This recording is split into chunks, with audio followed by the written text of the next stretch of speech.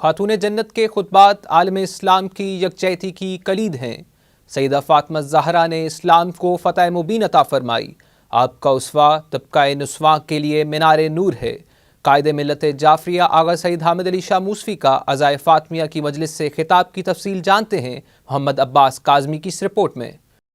Supreme شیعہ علماء board کے سرپرست اعلیٰ و قائد ملت جعفریہ آغا سید حامد علی شاہ موسوی نے کہا ہے کہ عالمی ادارے مسلمانوں کے ورثے کی جانب متوجہ ہوں۔ خاتون جنت کا مزار حسرت و یاس کی تصویر بنا ہوا ہے۔ عالمی ادارے حرمت کی بحالی یقینی بنائیں۔ مسلم حکمران اپنی ذمہ داریاں پوری کریں۔ بھارت و اسرائیل استعماری ایجنٹ ہیں۔ خاتون جنت کے خطبات عالم اسلام کی یکجہتی کی کلید ہیں۔ حضرت فاطمہ زہرا سلام اللہ علیہا کے وجود نے بیٹیوں کو افتخار بخشا۔ رسول خدا اسلام کو فتح مبین سے ہمکنار کرنے کے لیے علی و فاطمہ اور حسنین شریفین کو میدان مباہلہ میں لائے تو نصارہ نجران دستبردار ہو گئے۔ بنت رسول نے مظلوم کی حمایت کا لازوال درس دیا۔ اسوہ بنت رسول طبقہ نسواں کے لیے مشعل نور بہترین نمونہ عمل ہے۔ عورت کا حق وراثت مادر حسنین کا مرہون منت ہے۔ ان خیالات کا اظہار انہوں نے یوم شہادت خاتون جنت کے موقع پر المرتضیٰ میں عالمی عشرہ عزائے فاطمیہ کی مرکزی اختتامی مجلس سے خطاب کرتے ہوئے کیا۔ آقا موسوی نے باور کرایا کہ زمانہ جاہلیت میں زندہ درگور ہو جانے والی بیٹیوں کو حضرت فاطمہ زہرا سلام اللہ علیہا کے وجود سے افتخار حاصل ہوا۔ انہوں نے یہ بات زور دے کر کہی کہ مسلمانوں کے مسائل کی بنیادی وجہ مشاہیر اسلام اور شاعر اللہ کی مسلسل توہین ہے، جس کے سبب مغربی ممالک میں بھی اسلام کی پاکیزہ ہستیوں کے خلاف شاتمانہ اقدامات کا حوصلہ پیدا ہوا۔ اگر مسلمان خود ایسی توہین کا ارتکاب کرتے رہے تو خاکے بنانے والوں کو کون روکے گا؟ انہوں نے کہا کہ عالم اسلام آغاز ہی سے دنیا شیطنت کا ٹارگٹ ہے۔ افسوس اس بات کا ہے کہ مسلم حکمرانوں کو ہی استعمال کیا جاتا۔